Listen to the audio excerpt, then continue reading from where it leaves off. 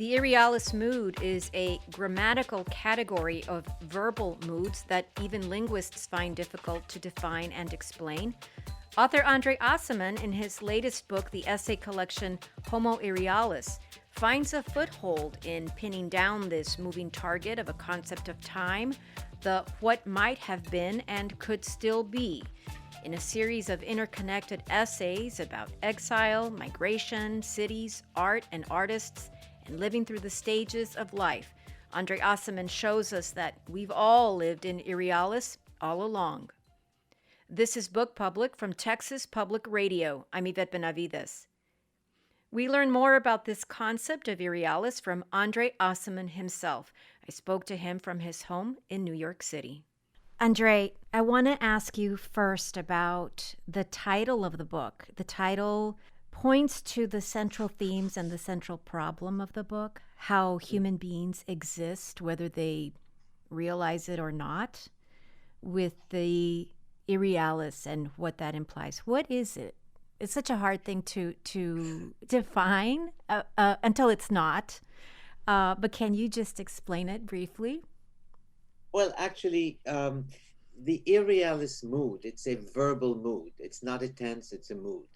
And it corresponds to such moods as the subjunctive, which almost does not exist in English, aside from, long live the king and that sort of thing. Those are subjunctives. But it's more like, aligned to the conditional mood, which is I would like, as opposed to I will like. Um, the would form takes on many sort of functions. It could say something like, I would have been happy had you da da da da da. Or I might have come to the party had you invited me. The might have, should have, could have, would have, all these are irrealis moods. In other words, they haven't occurred in time. They may never occur. That's what I was going for. In other words, the present tense, which is a tense that everybody knows, I am eating, I am studying, I am sleeping. Those are definite mood. It's a definite mood. It's called the indicative mood. But most of us, though we aim to live in the present tense, we are actually elsewhere. We're not exactly in the present. We try to be, or we claim to be, but we're not. We're in the future. We're in the conditional future. We are in the past. We're remembering. We're fantasizing. We're constantly drifting from one tense to the other or from one mood to the other. Well, the book Homo Irrealis is a collection of essays, and the word essay means to essay. The idea is that you don't begin writing the piece because you already know what you want to say. You write the essay to figure it out. And that's true of other forms of creative writing too, of course. But did you find your way through each essay, whatever the topic was, because of this common denominator? I suppose I'm asking you about the structure of the book too, but this common denominator of the concept of the Irrealis, was that the driving force as you were assaying with each of these very interesting subjects in your book? Well, I had written or had alluded to the irrealis mood in a previous book called Alibis, where the final chapter was essentially an embarkation into this no man's land that doesn't exist. And I found that every time I thought about Beethoven or I thought about Freud or Cavafy or Sebald, all these great minds were, in my view, and perhaps in my view only, were struggling with the undefined dimension of time. In other words, they were not exactly writing about what happened to them or what they wished might happen, but of something long and far away that could never happen. And so, what I was trying to do with Cavafy and Beethoven, and of course, Freud and Eric Romer, the film director, is I was trying to make them say something that they were not able to say and may never have thought of saying. But in my view, they were saying, I'm having difficulty living in the present. My characters are not living in the present. They are haunted by something. And in Beethoven's case, he's aiming for something that is totally spiritual and clearly above ground.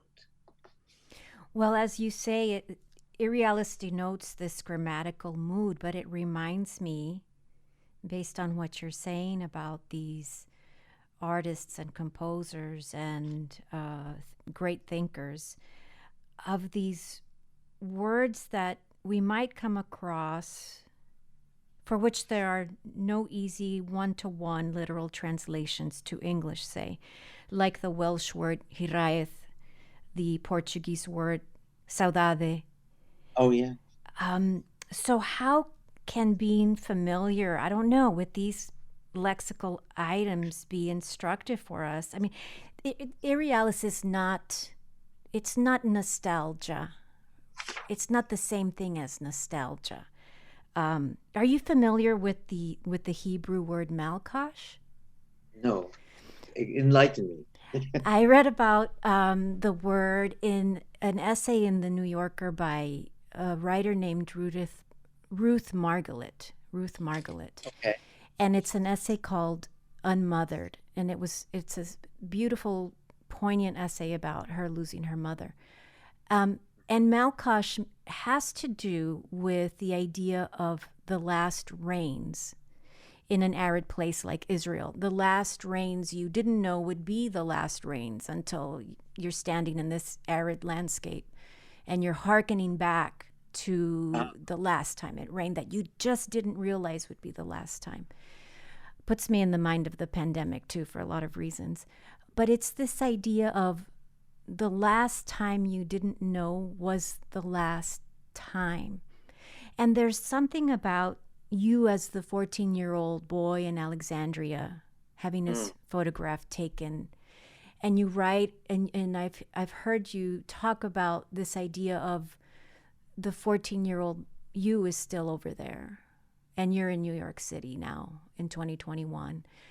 And it puts me in the mind of this idea of the last time you didn't know was the last time, and time becomes this very fluid thing.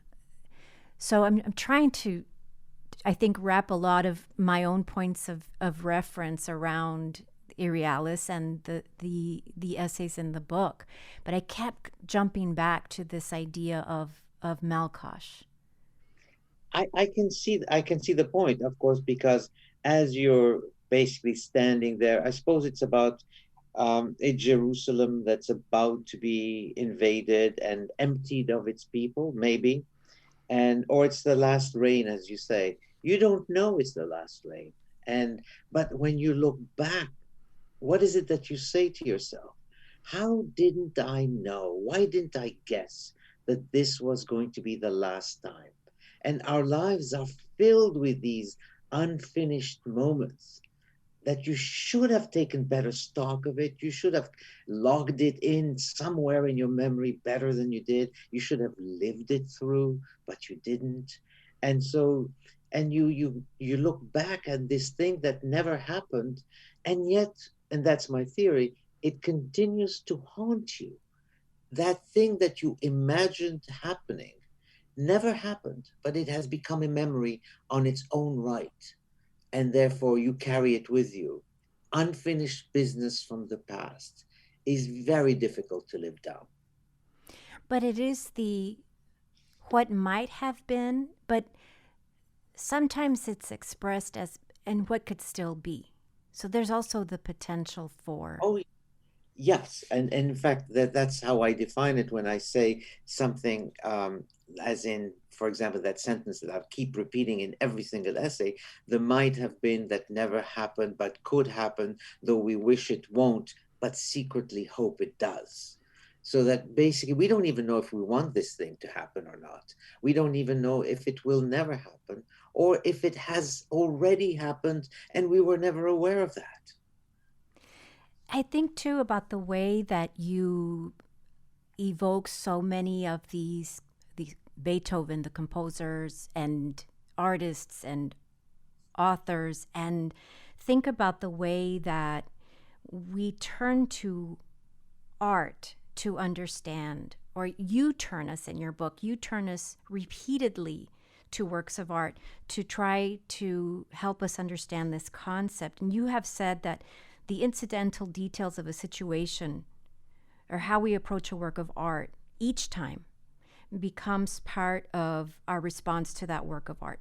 And time is this kind of hypothetical thing, and art, as you have said, is the expression of how we begin to sort of grab time, if we, whatever time means, in some ways. That it's art that helps us to get a little bit of a foothold on our understanding of this very fluid idea of time in Irrealis mood. I think so. I totally agree with what you say. I mean, it's a wonderful reading, and it's very flattering to an author to be understood so well. I do think that time is one of those things that everybody talks about it, and yet, to be honest, do we know that it exists? Is there such a thing as time? Or let's turn it around. Does time even care what we think about time? It couldn't care less. We're imperfect. But if we didn't have watches and we didn't have the sun, would we know what time is? Would we know? I mean, if we didn't have calendars, time happens to us. And I think that the only way in which we can register or attempt to register what is it that happens in time is through art. There is no other medium, no other facility for us to measure what happens to our lives through time. The other thing is that when you speak about time, we're really talking about one thing. And we speak about time because it's easier to speak about time. But anybody who thinks about time is also thinking about death and about your own death, which is totally an inconceivable concept. Your own death. Oh, you are going to be the unusual person who will never die because everybody else dies, but you won't. And in fact, you can convince yourself of that. The point is that time is how we measure how close we get every single day to the end of time, which is the end of our lives. And so art is, in fact, a way of playing with this, the attempt to get as close as possible to what is it that happens to us as we near death. And I think that Beethoven's example is the best one because as he's close to death and has just been sick and was given the impression that he had, in fact, survived, he will die soon after he composed this piece of music, which is basically, I don't want to die. I want this piece of music to keep going forever. That's why I'm not closing it as soon as I can. And it's, again, it's not a nostalgia. It's not just I hearken back to my childhood or my adolescence or my 20s or whatever it is. I've been reading a lot about aging and a lot about getting older. I feel like the Irrealis is something that might be easier for me to perceive now at this stage in my life. And then I wish I'd considered Irrealis more pointedly 30 years ago. I think it would have made a big difference in my life. So, but I was thinking about how it can relate to, in terms of how we face our mortality, but also how we face just the hardships in our lives. We think about something like post-traumatic stress disorder. I mean, that has the idea of time built into it, the trauma and the after trauma, what we think about as triggering. And Irrealis is, it's really outside of time and space, but the idea of anticipation, as you say in your book, is a very interesting part of this concept. We rehearse being scared, you say. The anticipation of the moment is the moment. We anticipate and we are speculating, I think you've said. How do we think about the things that we are afraid of, and that becomes the moment, is not the moment itself, but the moment of anticipation, and that's all built into the notion of time. It's just really so fascinating to me. Well, I mean, people rehearse. I mean, take for example, let's take an easy example. You're about to go on a date, okay?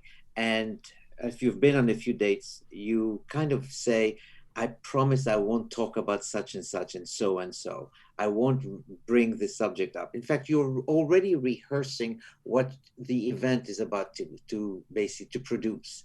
And then of course, as you're rehearsing, you're also remembering other dates you've been on when you basically messed things up and you promised yourself you won't. So between these two terms that I've always sort of handled very poorly, between rehearsal, which is anticipating what's going to come, and ritual, which is the recollection of what has happened, we find ourselves that basically we're unable to enjoy the moment in and of itself. There are people who will tell you that I live in the moment, I live in the present, but I don't know how to. And I don't think art is intended in any way to bring us there. It is, in fact, art is the attempt to bypass any kind of uh, limitations that time imposes on us. It is also a way of bypassing what I consider to be death. Art is essentially the illusion that we figured things out, or that we're about to figure them out, and that we are now giving death the slip, as it were. Well, that reminds me of the short series of essays in your book about the films of Eric Romer, one of the French New Wave filmmakers, whose work you really, really admire. This impossibility of the present. It's this moving target that is desire.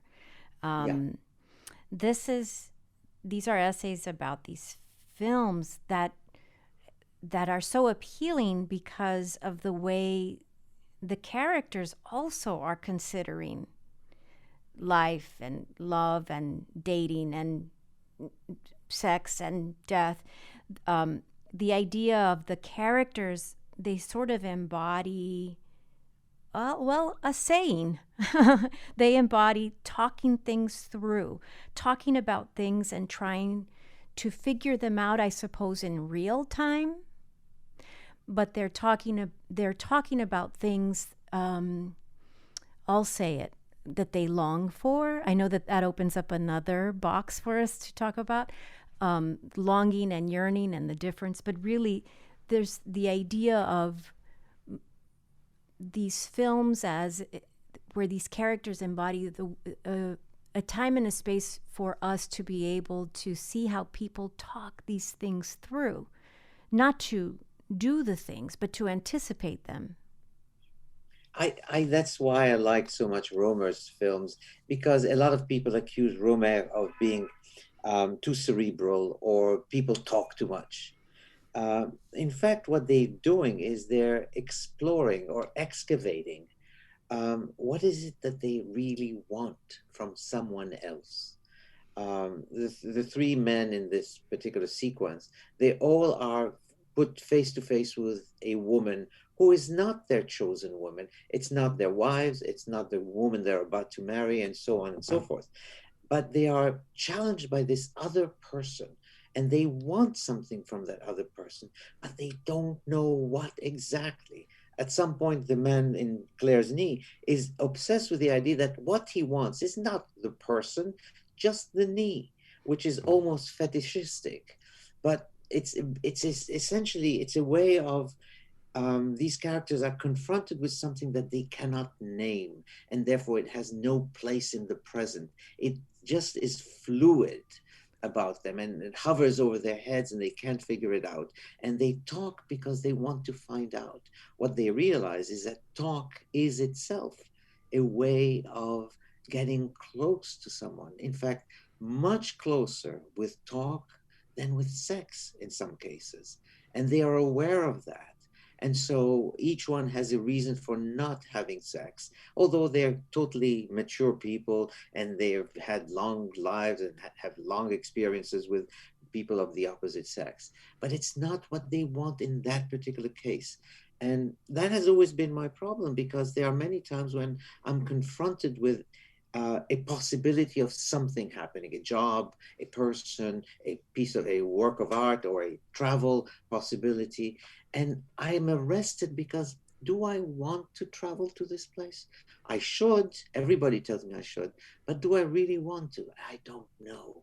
I might as well try it, but we'll see.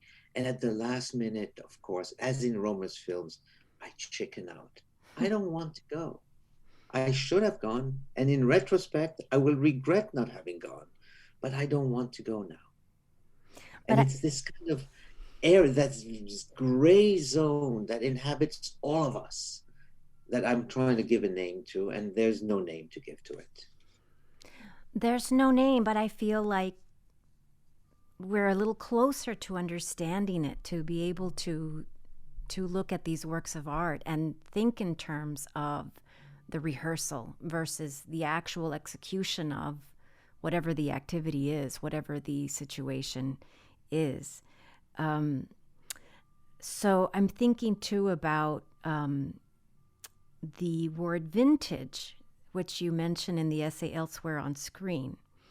Uh-huh. I found that so interesting. There's the denotation of vintage, but it also connotes many things. And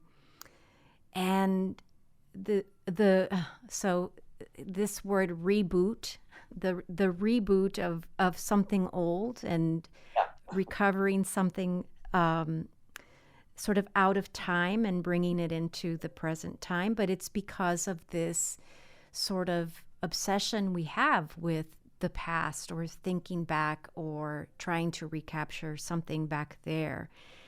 And you discuss this in this essay, where you also say all great art invariably lets us say the same thing. This was really about me. Uh-huh.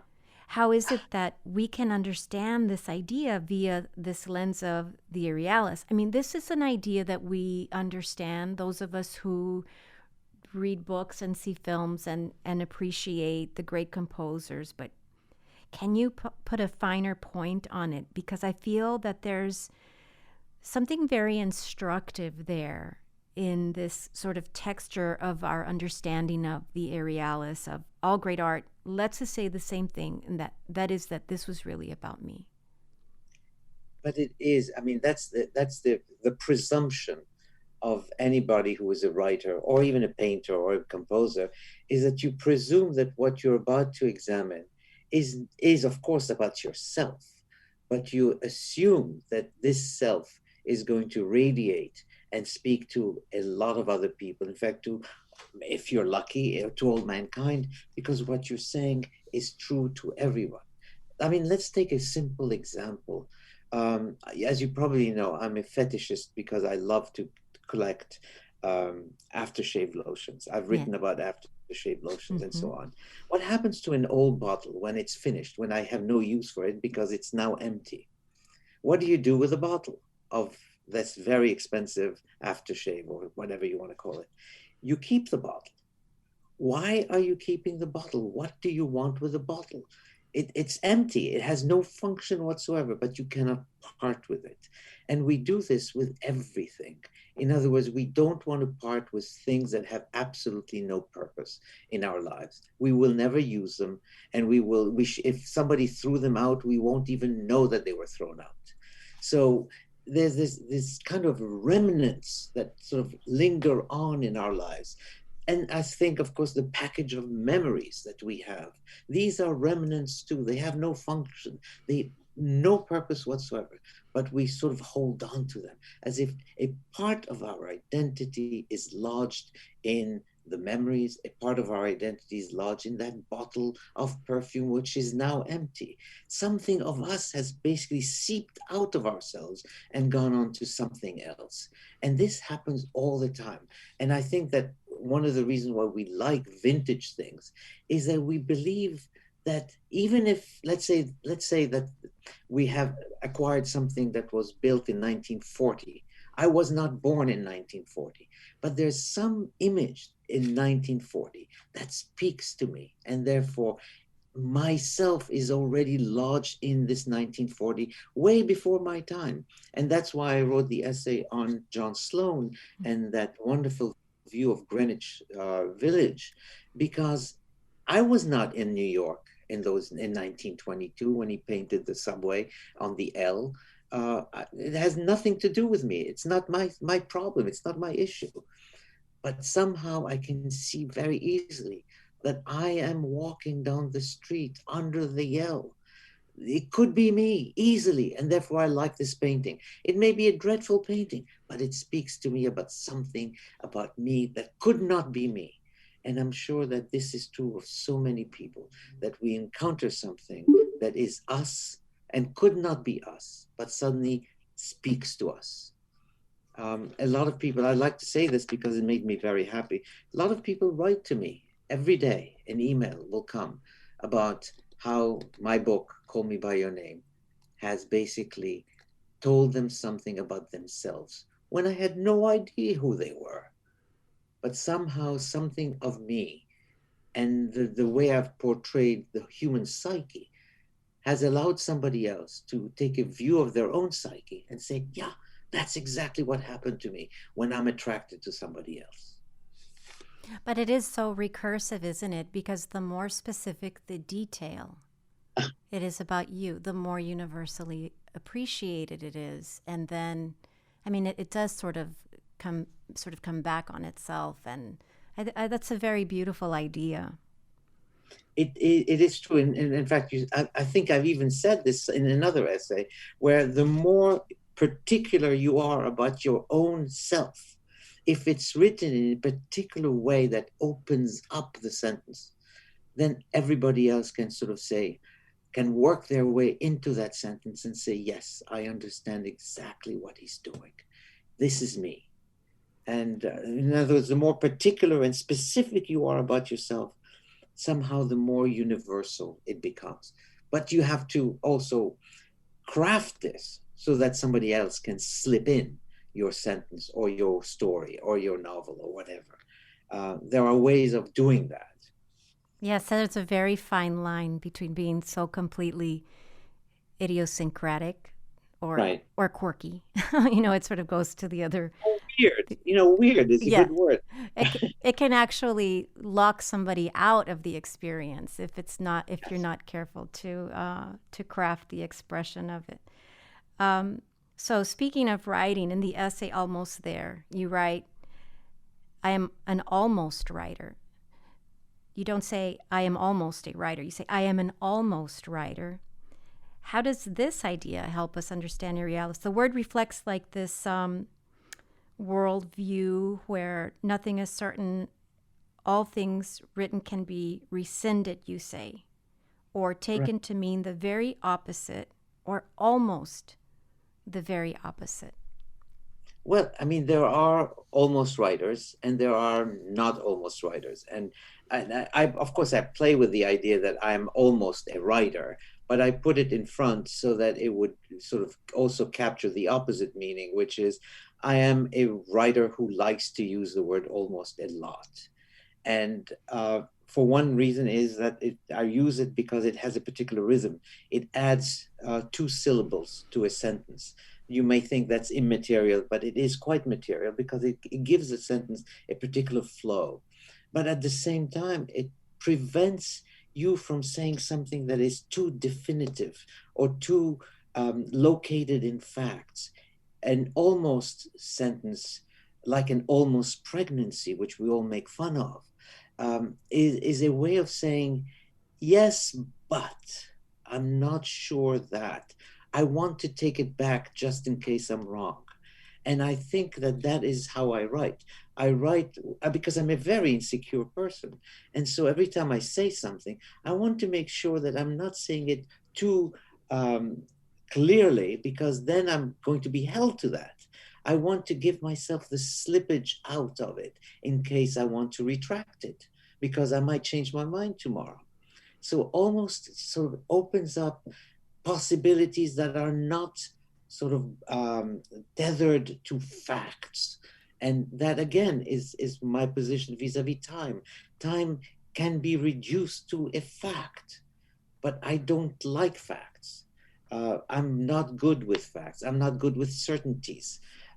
I mean, I like the kind of person who would say, um, um, I like what you did. Did you really? You ask. Yeah, I wouldn't tell you if I didn't like it.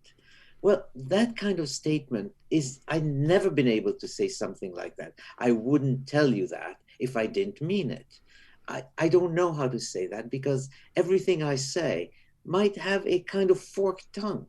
It might mean the opposite of what I've said, or I might change my mind tomorrow. So I don't have that kind of assurance vis-a-vis the facts of life, vis-a-vis life itself. I just started our interview by saying, I don't even know if time exists. Now, what kind of an idiot would say such a thing? Well, it's unfair to keep asking you to distill this idea and express it in just the most simple terms. And the book might seem on the surface very esoteric for some people, but it's really not. Once you go to the first page and read through it, the examples that you use of particularly the works of art to explain the idea of Irrealis, it all becomes so real and accessible. So I've been thinking a lot about, well, quotidian things, just the everyday things of life, and maybe I'm in my head too much, but then I can zoom out a little bit and think about some of the things we've all experienced as a nation in the United States recently. These ideas around, well, the pandemic, the impeachment, the second one, the insurrection, and all of these things. And here in Texas, the disastrous weather that we had last week. Yeah. So I keep thinking about the idea of let's say the pandemic, especially for someone like you who travels so much. I think even moving through New York City, where you live now, must be just a totally different experience, and it's probably been that way for just about a full year for you. Yeah. But I feel too that it gives us the idea of this grammatical mood of Irrealis gives us again another foothold or another way to sort of manage this moving target that is life when so many different things are happening to us. I mean, talk about rehearsing fear, the anticipation now of what else could go wrong. And I wonder Well, about the ways that working on the book, which obviously I know you've worked on since before all of these things occurred, but how you are now thinking about the book as you've done all of these Zoom events and readings and things, and how people are trying to get in touch with this new reality because they understand the concept of Irrealis. well, I think that a lot of people, I mean, they write to me and they understand what I'm doing. It's not a philosophical notion by any means. But it does suggest, I mean, when we had September 11th, for example, or January 6th, or the snowstorm, as you said yourself in Texas, these are events that happen in history, and they have specific dates attached to them. Like January 6th has a specific date, and there are people who will write about that and who will be able to engage with January 6th or with 9/11 and so forth. Um, I don't know how to. In other words, I'm much more um, sort of alien to immediate experience. I just try to see, for example, what is it that January 6th plays out from my knowledge of world history. And there are some significant examples. And that's how I come to it. What does 9/11 mean? When I wrote about 9/11 for the New York Times once, I used the example of the Persian invasion of ancient Greece. And because that's how it speaks to me. So I need to be always distanced from the immediate experience that everybody has and sees on television. because for me it acquires a greater meaning once I see it from the vision. For example, January 6th for me is exactly what happened in Germany in 1933. Or in 1938, which is even worse than 33. These are moments that reverberate. In other words, it is a repetition of something that has already occurred and clearly is likely to occur again and again as we go down history. That's how I see things. I don't see the here and now and the immediate reported facts. I leave that to journalists and to other writers. One of the criticisms that was made of my novel, Eight White Nights, which is set in New York, is that there was no mention of 9/11. And clearly it was written after 9/11 because it had no bearing on the story I was writing. That's the real reason. I lived through 9/11, so I know what it was like. And it was awful, but not when I'm writing. So I'm always looking for a kind of distancing from the immediate things. And that's why I said, the ultimate distancing is when you say, there is no time. Time doesn't care about us. Time couldn't care less what we think of time. André Aciman, thank you so much for talking to me today. I really appreciate it. Thank you for having me. Really, really very appreciated myself. André Aciman is the author of Homo Irrealis.